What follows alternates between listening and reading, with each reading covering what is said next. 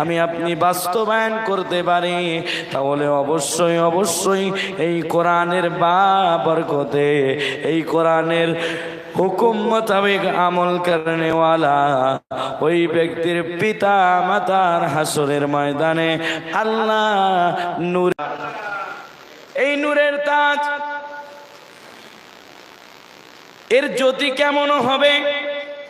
নবীজি বলেছেন ওই নূরের তাজের জ্যোতি হবে দুনিয়ার সূর্যের চাইতেও বেশি। জোরে বলুন সুবহানাল্লাহ। যদি কোরআন মোতাবেক আমল করনেওয়ালা ব্যক্তির পিতা মাতার এই সম্মান দেওয়া হয়, তাহলে একবার ভেবে দেখুন কোরআন মোতাবেক করবে তাদের অবস্থানটা হাসরের ময়দানে আল্লাহ কোথায় রাখবেন? জোরে বলুন সুবহানাল্লাহ। আমি আপনার কাছেই বলতে চাইছি এটাই, কোরআন পড়ুন, কোরআন বোঝার চেষ্টা করুন, কোরআনকে নিজের বাস্তব জিন্দগিতে প্রতিফলিত করার চেষ্টা করুন। আমরা শুধু কোরআন খতমের পিছনে দৌড়াই, এত খতম হলো, এত খতম হলো, কিন্তু যে ব্যক্তিটা খতম করলো ওই ব্যক্তিটা কোরআনের হুবাহু কোরআনের বিধিবিধান মেনে চলে না। ও দুনিয়ার মানুষ, ওই কোরআন খতম দিয়ে কোনো লাভ হবে না। কোরআন শুধু খতমের জন্য আসে নাই, কোরআন এসেছে মানব জাতির পরিবর্তনের জন্য। জোরে বলুন সুবহানাল্লাহ। ও দুনিয়ার মানুষ, আমাকে আপনাকে একদিন আল্লাহর সামনে দাঁড়াতে হবে, আল্লাহর সামনে দণ্ডায়মান হতে হবে। আল্লাহ নবী বলেন আলা কুল্লুকুম রাঈন ওয়া কুল্লুকুম মাসউলুন আন রাইয়াতি। আল্লাহ নবী আল্লাহর হাবিব বলেন কিয়ামতের ময়দানে তোমরা প্রত্যেকেই দায়িত্বশীল। দুনিয়ায় এই দায়িত্ব সম্পর্কে কিয়ামতের ময়দানে তোমাদের প্রত্যেককেই জিজ্ঞাসিত হতে হবে, আল্লাহর আদালতে দাঁড়াতে হবে। আল্লাহ যদি কারোর কাছ থেকে হিসাব চেয়ে বসে, হে বান্দা এতদিন হায়াত দিয়েছিলাম, দাও হিসাব দাও। ও দুনিয়ার মানুষ, হাসরের ময়দানে আল্লাহ যার কাছ থেকে একবার হিসাব চেয়ে বসবে তার আর জান্নাত পাওয়া হবে না। সেই জন্য তো নবী বলেন, হে আমার উম্মত, আমি নবী দোয়া করেছি, আল্লাহুম্মা হাসিবনি হিসাবান ইয়াসিরা। হে আমার উম্মত, আমি দোয়া করেছি, ও আল্লাহ আমার হিসাবটা সহজ করে নিও। এর অর্থ হলো বিনা হিসাবে আল্লাহ জান্নাত দিয়ে দিও। আল্লাহ খবরদার হিসাব চেও না, হিসাব যদি চাও আমি ধরা পড়ে যাব। নবী এটা বলতে চাই, হে উম্মত, আমি দোয়া করেছি হিসাব সহজের ব্যাপারে তোমরা দোয়া করো, আল্লাহর কাছে দোয়া করো, আল্লাহ যাতে তোমাদের হিসাবটা যেন সহজ করে দেয়। জোরে বলুন। ও দুনিয়ার মানুষ, বর্তমান সময়ে কোরআন যদি মানতে বলা হয়, সারা শরিয়াত যদি মানতে বলা হয়, আল্লাহর হুকুম নবীর সুন্নাহ যদি মানতে বলা হয়, আবার বলে আমি মুসলমান, ওই ব্যক্তিটা বলে আমি ইমানদার। ও দুনিয়ার মানুষ, শুনে রেখে দেন, একটা কথা জেহেনে বসিয়ে রাখবেন, আপনার অন্তরে, আপনার ব্রেনে, আপনার চিন্তা ভাবনায় আপনি আখিরাতকে পরিপূর্ণ বিশ্বাসের জায়গায় আনতে পারলেন না, সেই জন্য আপনি নামাজ ছেড়ে দিচ্ছেন। কি বলেন, ঠিক না? কথা বলেন না কেন? আপনি যদি আখিরাতের উপরে পূর্ণ বিশ্বাস করতেন, তাহলে আপনি ইসলাম ছাড়া অন্য কোনো নিয়ম নিয়ে চলতেন না। আপনি নামাজ পড়তেন, আপনি কোরআনের হুকুম মানতেন, আল্লাহ যা বলেছে সেটার উপরে প্রতিষ্ঠিত থাকার চেষ্টা করতেন। ও দুনিয়ার মানুষ, আমি আপনি ঈমান পেয়েছি, ঈমান আনি নাই, সেই জন্য ঈমানের কোনো গুরুত্ব নাই। সাহাবায়ে কেরাম ঈমান আনয়ন করার জন্য নিজের জান উৎসর্গ করেছে, সম্পদ বিলিয়ে দিয়েছে। ও দুনিয়ার মানুষ, এক সাহাবী আব্দুল্লাহ ইসলাম ধর্ম গ্রহণ করার পূর্বে তার নাম ছিল আব্দুল উজ্জা। ও দুনিয়ার মানুষ, এই সাহাবী ইসলাম ধর্ম গ্রহণ করার কারণে এই সাহাবীর নিজের সম্পদ থেকে বহিষ্কার হতে হয়েছে, সমস্ত কিছু দিয়ে দিতে হয়েছে, এমনকি পরনে লজ্জায় স্থান ঢাকার জন্য কাপড় তার পারিবারিক তার চাচা দেয় নাই, শুধু ঈমান আনয়ন করার কারণে। চাচা বলেছিল, ভাতিজা সম্পদ থেকে শুরু করে আসবাবপত্র থেকে শুরু করে সব কিছু তুমি পাবে যদি তুমি ঈমান ছেড়ে দিতে পারো, মুহাম্মাদের দরবার ছেড়ে দিতে পারো। ও দুনিয়ার মানুষ, একটা যুবক সন্তান নিজের লজ্জায় স্থান ঢাকার জন্য কাপড় পায় নাই, শুধু নবীর ভালোবাসা আনার কারণে, আল্লাহর ভালোবাসা, দ্বীন ইসলামের ভালোবাসা, আল্লাহর উপরে ভরসা আনার কারণে, ইসলাম ধর্ম গ্রহণ করার কারণে এত টর্চার, এত অত্যাচার সহ্য করেছে। তারপরেও সাহাবী নিজের চাচার মুখের উপরে চোখে চোখ রেখে একেবারে কথা বলে দিল, আমি সব ত্যাগ করতে পারি, কিন্তু আমি মদিনাওয়ালার দরবার ত্যাগ করতে পারবো না। জোরে বলুন। ও দুনিয়ার মানুষ, আমাদের তো এমন পরিস্থিতির সম্মুখীন তো হতে হয় নাই। আমরা ঈমান এনেছি, বাপদাদা মুসলমান, হাত ধরে দিয়ে নিয়ে গেল, মসজিদে গেলাম, নামাজ পড়লাম, সেইভাবে আমরা মুসলিম ইমানদার। ও দুনিয়ার মানুষ, আমরা যদি ঈমান আনয়ন করার কারণে এত সংগ্রাম করতাম, কষ্ট করতাম, তাহলে ঈমানের মূল্যটা আমরা বুঝতাম। আমি আপনার কাছে অনুরোধ করে বলছি, ওয়াডেল ইবাদত লাগবে এটা শর্ত নয়। আপনি যে ইবাদতটা করবেন আল্লাহর জন্য করুন, সেটা যদি অল্প হয়, ওই অল্পটা আপনার জন্য যথেষ্ট জান্নাত পর্যন্ত পৌঁছানোর জন্য। জোরে বলুন সুবহানাল্লাহ। লৌকিকতা, মানুষকে দেখানো, আমি এটা করলে মানুষ আমাকে বড় দানি বলবে, আমি এটা করলে মানুষ আমাকে নামাজি বড় নামাজি বলবে, এই সেই লৌকিকতা বাদ দিয়ে ইখলাসের সহিত নামাজ পড়ুন, আল্লাহর বিধিবিধান মেনে চলুন, প্রত্যেকটি পদক্ষেপে কোরআনকে রাখার চেষ্টা করুন। এই কোরআন যদি আপনি রাখতে শিখে যান, এই কোরআন আপনাকে কবরে, হাসরে, মিজানে, ফুলসিরাতে, প্রত্যেক জায়গায় আলো হিসাবে কাজ করবে, আর এই কোরআন আপনাকে জান্নাত পর্যন্ত পৌঁছে দিবে। জোরে বলুন।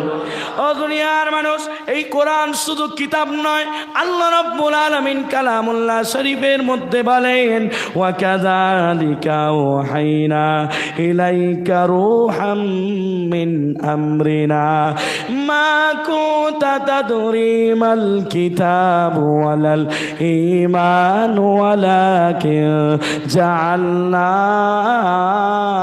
নূরা। জোরে বলুন। এই কোরআন এমন এক কিতাব, আল্লাহ বলেন এটা শুধু কিতাব নয়, এটা নূর, এটা আলো। জোরে বলুন সুবহানাল্লাহ। নবীজির চিন্তাধারা অনেক ছিল, সমাজে পরিবর্তন আনতে হবে। আমার আল্লাহ হাজার প্রশ্নের উত্তর একটা দিয়ে দিলেন, সেটা হলো কালামুল্লাহ, পয়গম্বর, আমার বন্ধু, এই কোরআনটা সমাজে প্রতিষ্ঠিত করে দাও। সমাজ থেকে সব ধরনের অন্ধকার দূর হয়ে, জুলুম দূর হয়ে, অন্যায় দূর হয়ে, অন্যায় অনেক খারাপ কাজ দূর হয়ে গিয়ে এই কোরআন আলো জ্বালিয়ে দিয়ে সমাজে শান্তি ডেকে আনবে। জোরে বলুন। ও দুনিয়ার মানুষ, আমাদের ছিল এক সোনালী অতীত, নাড়িয়ে দিতাম সব জালিমের ভিত। ও দুনিয়ার মানুষ, আমাদের সোনালী যুগ ছিল, কিন্তু আমাদের কারণে আমরা আল্লাহর ইত্তেবা অনুসরণ ছেড়ে দিয়েছি, নবীর অনুসরণ ছেড়ে দিয়েছি, আল্লাহর উপরে ভরসা ছেড়ে দেওয়ার কারণে আমাদের মনোবল এবং আমাদের ক্ষমতা আমরা নিজেরাই হারিয়ে ফেলেছি। জেনে রেখে দেন, আবারও আনা সম্ভব, তবে আমি আপনি যদি জেগে উঠি। ঠিক না বেঠিক? মিজানুর রহমান আজহারি তিনি একটা কথা বলেছিলেন, আধারে ভয় পেও না, আলো আছে আড়ালে, অন্ধকার দূর হয়ে আলো আসবে ফিরে, আমি তুমি উঠে জাগলে। ও দুনিয়ার মানুষ, একটু খেয়াল করুন, আমি আপনার কাছে অনুরোধ করে বলবো, গভীর মনোযোগ দিয়ে আমার কথাটা দিল দিয়ে শোনার চেষ্টা করুন। আজ মুসলমানকে নামাজ পড়ার কথা বলতে হবে কেন? আজ মুসলমানকে কোরআন পড়তে বলতে হবে কেন? কারণ এই মুসলমানের ঈমান দুর্বল। কি বলেন, ঠিক না বেঠিক? যদি ঈমান ঠিক থাকতো তাহলে ওই মুসলমান দাবি করেছে, সে দাবি শুধু করতো না, সে আমলের জিন্দেগিতে আগিয়ে গিয়ে আল্লাহর কাছে দামি হতো। জোরে বলুন। আজ শুধু আমরা মুখে বলি আমি মুসলমান, আজ আমি শুধু বলি আমি নামাজি, কিন্তু নামাজটা কেন পড়ছি, কি কারণে পড়ছি, নামাজ কিভাবে পড়তে হবে, নামাজের হুকুম কি, নামাজের তরিকা কেমন, আমরা জানি না। নামাজের গুরুত্ব নাই বলে তো নামাজের পদ্ধতি জানার ইচ্ছা জাগে না। নামাজের ফারজিয়াত কটা, নামাজের ওয়াজিবাত কটা, এটা জানার ইচ্ছা জাগে না। কারণ না পড়লে নয়, সেই জন্য পড়ছি। না পড়লে মানুষ খারাপ বলবে, মুসলমান বলে দাবি করছি, মানুষ নইলে খারাপ বলবে, বাজে কথা বলবে, বাজে মন্তব্য করবে, ওই জন্য নামাজটা পড়ছি। কিন্তু ওই ব্যক্তিকে যদি জিজ্ঞাসা করা হয় 30 বছর ধরে নামাজ পড়ছো, আত্তাহিয়াতটা ভালো করে শোনাও, বলে জানি না মাওলানা সাহেব। বলে কি বলে না? অজুহাত দেখায়, আমি বাঙালি, আমি পড়তে জানি না। বয়স হয়ে গেছে 55 থেকে 60, 40, 45, 60 বছর বয়স হয়ে গেছে। তিনি বলেন আমি পারি না। ও দুনিয়ার মানুষ, আমি আপনার কাছে অনুরোধ করে বলছি, ওই মুরব্বিকেই আবার যদি বলা হয়, ও মুরব্বি, আপনার যে ওই রাস্তার ধারে জমিটা আছে, ওই জমিটা আমার বড় পছন্দ হয়েছে। বলছে কোন জমি? ওই অত দাগের অত, ওই জমিটা এত বিঘা আছে। আচ্ছা বলেন, জমির কথা বলতে না বলতেই কত দাগে কত জমি আছে মুরব্বি বলে দিল। এটার ব্যাপারে ভালো জানে, আর ইসলামের ব্যাপারে জিজ্ঞাসা করলে বলে জানি না। সর্বদিকে নিজেকে উন্নত করেছ, কিন্তু ইসলামের ব্যাপারে, কোরআনের ব্যাপারে নিজেকে কতটা এগিয়ে নিয়ে গেছ? ও দুনিয়ার মানুষ, আমি এক কথাই বলতে চাই, মুজাদ্দিদ জামান আল্লাহর ওলি আল্লামা আজান গাছি রহমাতুল্লাহ আলাই, তানার শিরোনাম, তিনি 1876 খ্রিস্টাব্দে হাক্কানি আঞ্জুমান প্রতিষ্ঠিত করার পরে শিরোনামে লিখে দিলেন, বিনা পয়সায় দিন ও দুনিয়া শান্তি আর মঙ্গল, রুহানি তারাক্কির উপায়। বর্তমানে সব ডেভেলপ হলো, কিন্তু রুহের ডেভেলপ আসলো না, রুহের উন্নতি আসলো না। রুহের উন্নতি বলতে কি? মানুষের সাথে সহানুভূতি, মানুষের সাথে ভালো ব্যবহার, নামাজ ঠিক মতন পড়া, আত্মীয় স্বজনের সাথে ভালো ব্যবহার রাখা, নিজের বোনের সম্পদ বুঝে দেওয়া, নিজের ভাইয়ের সম্পদ বুঝে দেওয়া। নিজের ভাই অল্প বয়সে চলে গেছে দুনিয়া ছেড়ে, ছোট ছোট মাসুম বাচ্চাগুলো আছে, এতিম বাচ্চাগুলো আছে। যদি আপনার রূহ ডেভেলপ থাকতো, আপনি কখনো নিজের ভাই চলে যাওয়ার কারণে এতিম বাচ্চাগুলোর মাল কখনো আত্মসাৎ করে নিতে পারতেন না। আপনার যদি রূহ অন্তর ডেভেলপ হয়, তাহলে আপনার অন্তর বলে দিবে যার যে হক তার সেই হক দিয়ে দেওয়া। জোরে বলো। আজকের অন্তরের ডেভেলপ বড় কমতি হয়ে গেছে।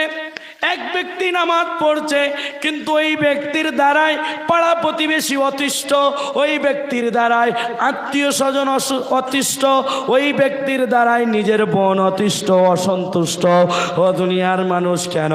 বোন আসলে ভাইয়ের চেহারা পাল্টে যায়, বোন আসলে তখন খাওয়া হয় না, আর ভাইয়ের শ্বশুরাল থেকে যদি কেউ আসে তখন খাবারের অভাব হয় না। ঠিক না বেঠিক? ও দুনিয়ার মানুষ, নিজের ভাগনা তো ভাগনা না, নতুন করে একটা তুলা ভাই বানিয়েছে, পাতানো বোনাই বানিয়েছে তাকে এবং তার পরিবারকে নিজের পরিবারের মতন মনে করে।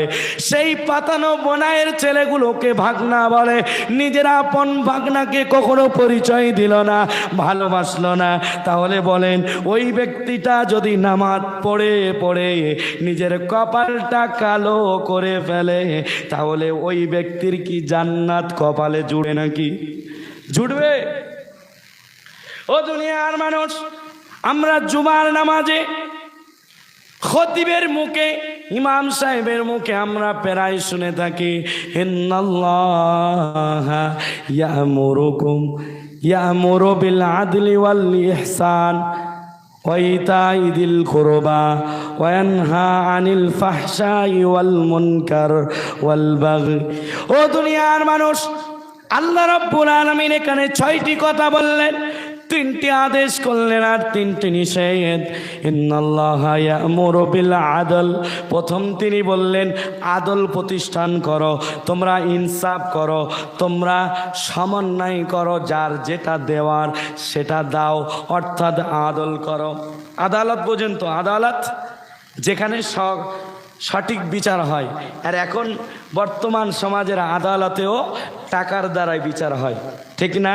তবে আল্লাহ কোন জাস্টিস, কোন আদালতের কথা বললেন? ইন্নাল্লাহা ইয়ামুরু বিল আদল। আল্লাহ এই আদল কি বলতে চেয়েছেন? আল্লাহ বলছে তোমরা যার যেটা দেওয়ার সেটা দিয়ে দাও, ইনসাফ কায়েম করো। ও দুনিয়ার মানুষ, আমার আব্বা জানে না, আমার ভাই জানে না, আল্লাহ রাব্বুল আলামিন এই আয়াতের মধ্যে আত্মীয় স্বজনকে দেওয়ার কথা বললেন, মানুষের সাথে সৎ ব্যবহারের কথা, ইহসান করার, সহানুভূতি, মানুষের ব্যাপারে সফট হার্টেড হওয়া। ও দুনিয়ার মানুষ, এটা আল্লাহর আদেশ। কার আদেশ? কথা বলেন।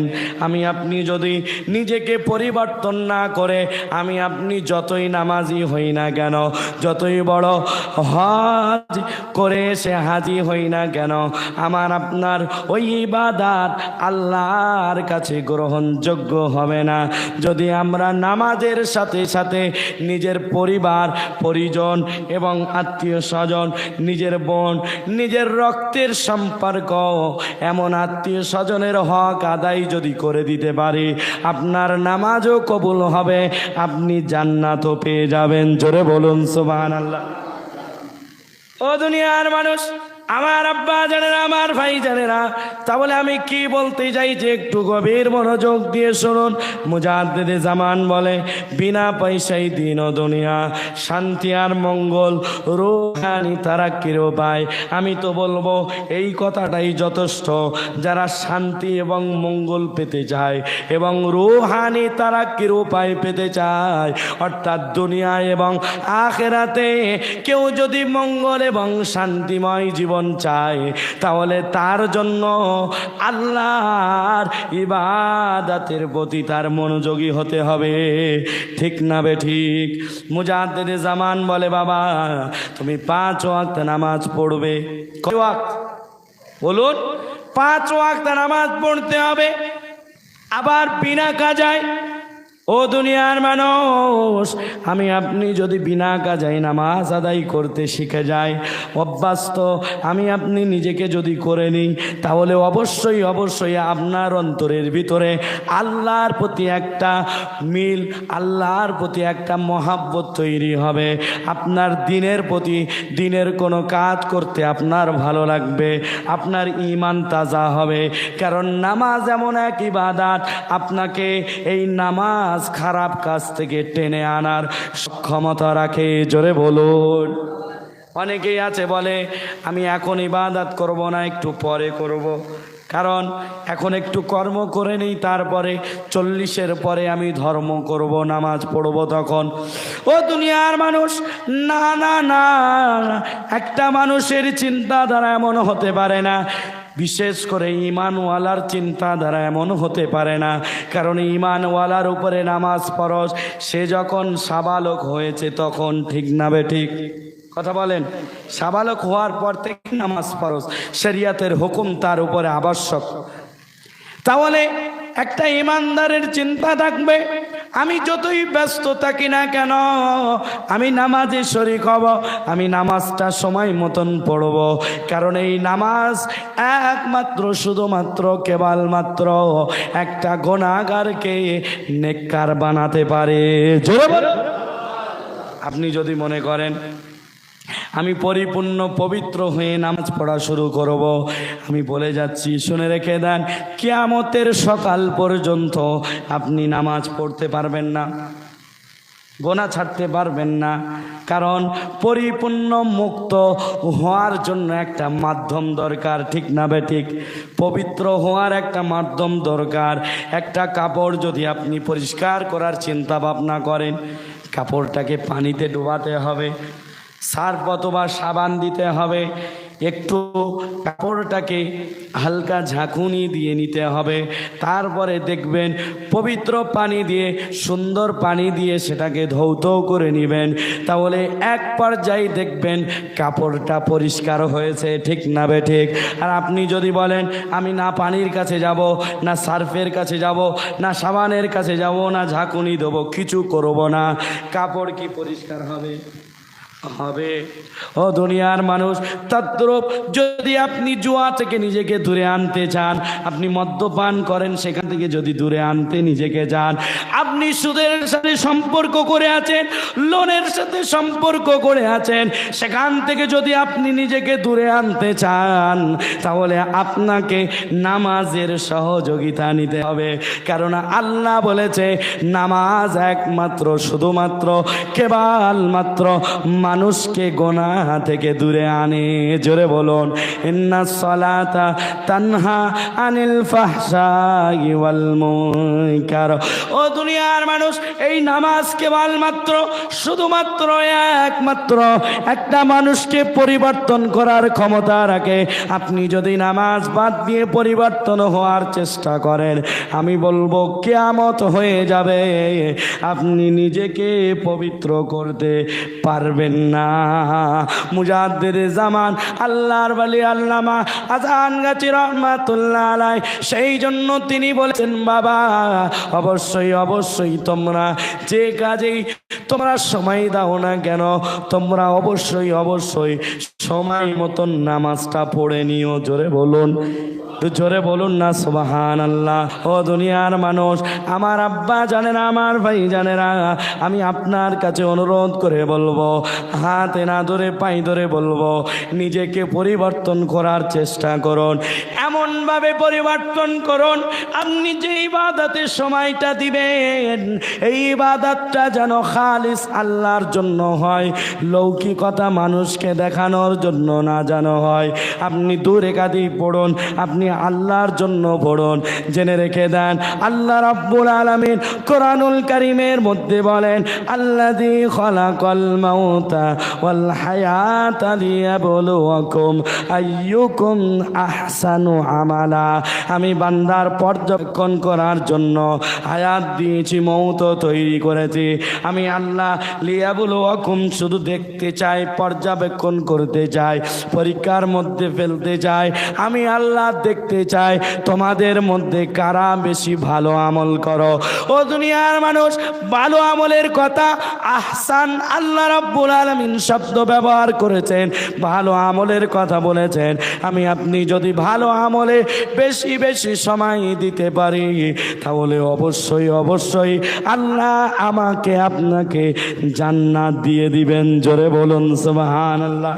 ও দুনিয়ার মানুষ, সাহাবায়ে কেরামের একটা অভ্যাস ছিল, তানাদের চিরচরিত অভ্যাস, তানারা যে আমলটা ধরতেন, যে আমলটা করতেন, সেই আমলটা আল্লাহর জন্য করতেন। জোরে বলুন সুবহানাল্লাহ। যখন এই ইবাদতে তানারা শামিল হয়ে যেতেন, মানুষেরা মনে করত এরা শুধু আখিরাতের চিন্তাই নিয়ে পড়ে আছে। এমনভাবে করুন যাতে আপনাকে মানুষেরা পাগল বলে। আল্লাহর জন্য পাগল হয়ে আল্লাহর জন্য সময় বার করে এখন বর্তমান পরিস্থিতি এমন হয়ে দাঁড়িয়েছে, আপনার কাছ থেকে সকলেই সময় পায়।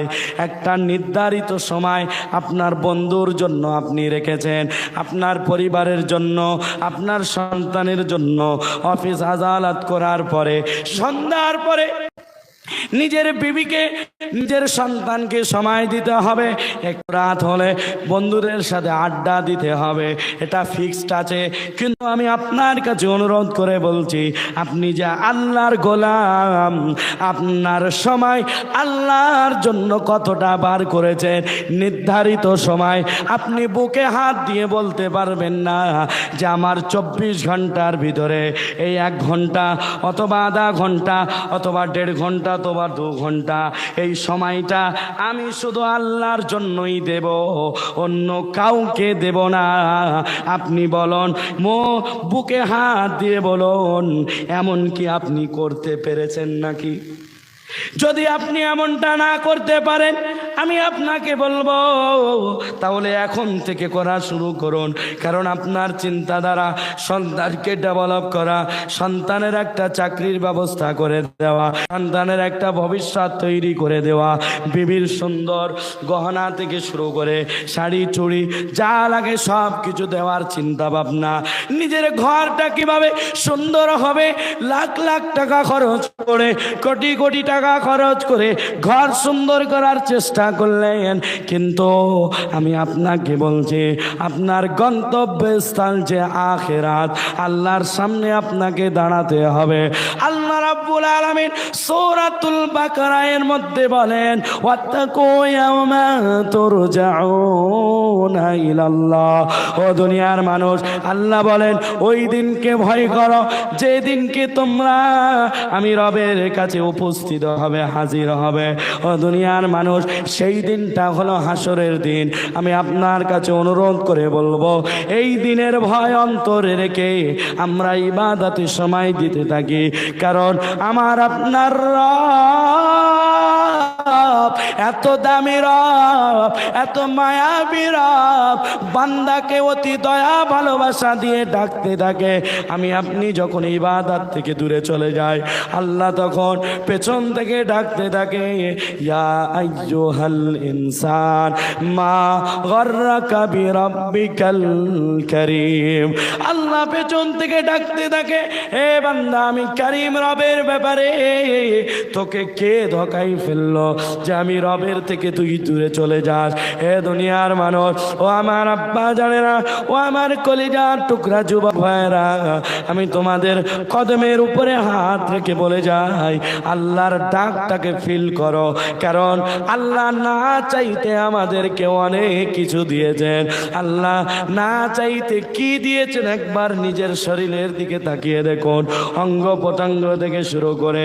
আল্লাহ রব্বুল আলামিন বলেন, খলাকতু বিয়াদাইয়া, হে বান্দা, আমি আল্লাহ তোকে বানিয়েছি আমার কুদরতি হাত দিয়ে। ও দুনিয়ার মানুষ, আমার আব্বা জানেরা, আমার ভাই জানেরা, আল্লাহ রাব্বুল আলামিন বলেন, ফাআম্মাল ইনসানু মিম্মা খুলিক। মানুষ কি একবার চিন্তা করে দেখে না তাকে কিভাবে তৈরি করা হয়েছে? খুলিকা মিন মাইন দাফিক। ও দুনিয়ার মানুষ, আমার আব্বা জানেরা, আমার ভাই জানেরা, একটা নাপাকের ফোঁটা দিয়ে আপনাকে তৈরি করা হয়েছে।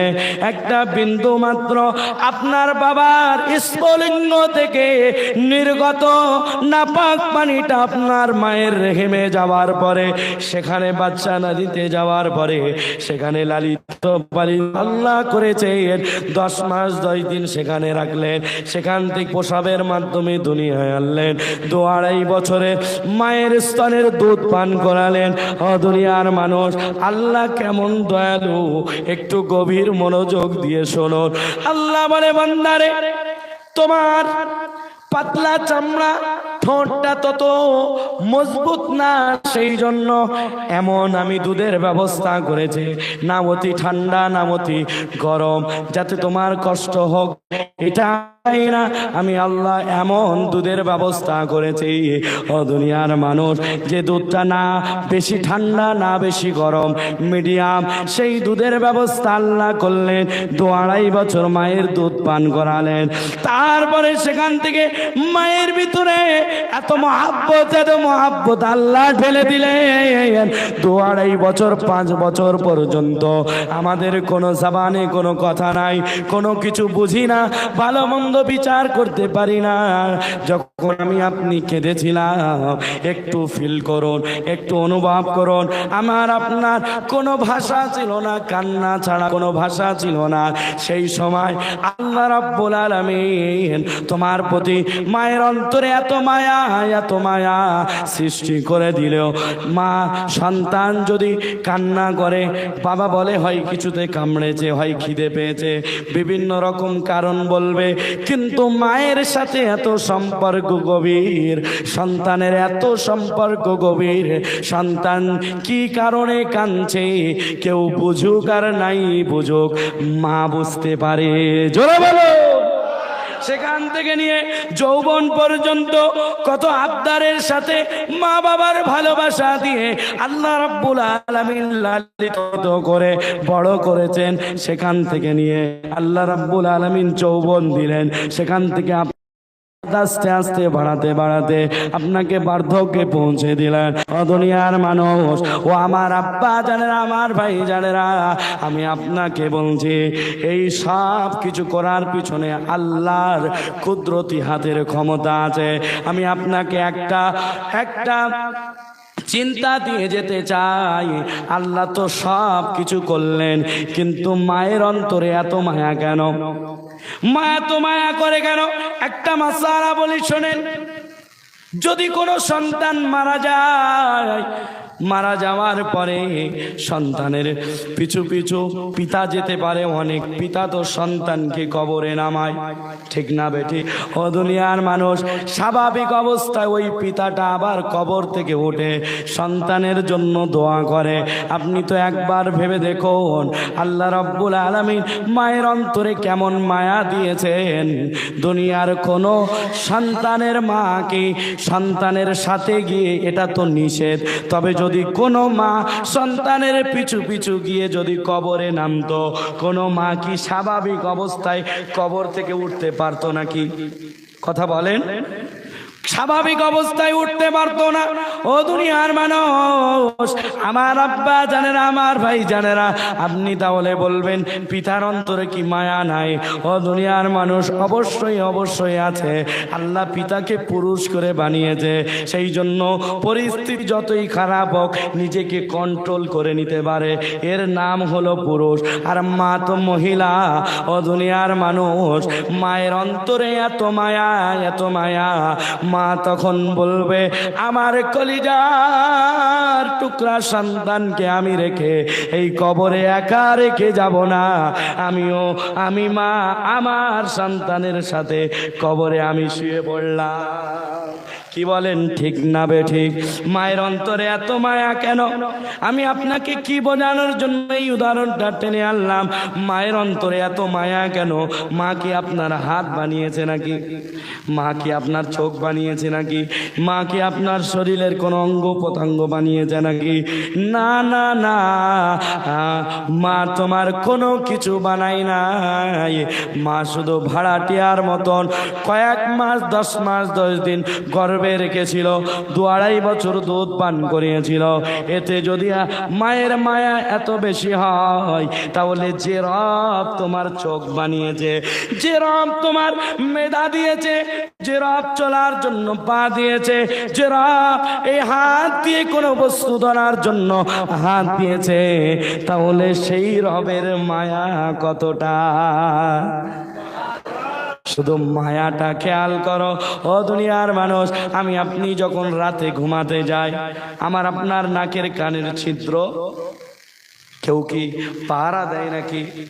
কি বলেন, পাহারা দেয়? আল্লাহ বলে, হে বান্দা, তুমি যখন ঘুমিয়ে যাও আমি ফেরেশতা দিয়ে পাহারাদারিত্ব করাই। জোরে বলুন। শুধু তাই নয়, এই চোখটা অত্যন্ত সূক্ষ্ম। ও দুনিয়ার মানুষ, যদি কোনো ধুলাবালি চোখে চলে যায়, একটু চিন্তা করে দেখো, এখানে তো কোনো পানির পাইপ সেট করা নাই।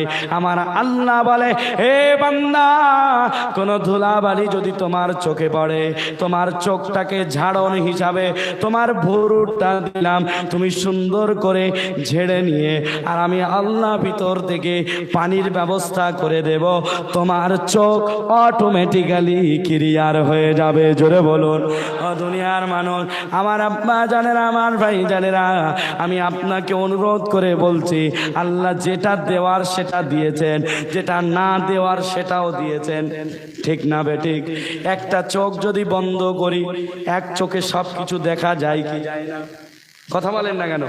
এক চোখ দিয়ে সব দেখা যাবে তো নাকি? অবশ্যই দেখা যাবে। কিন্তু আল্লাহ দুটো চোখ দিলেন কেন? আল্লাহ বলে, বান্দারে, একটা বাম দিক আছে আর একটা ডান দিক আছে, ঠিক না?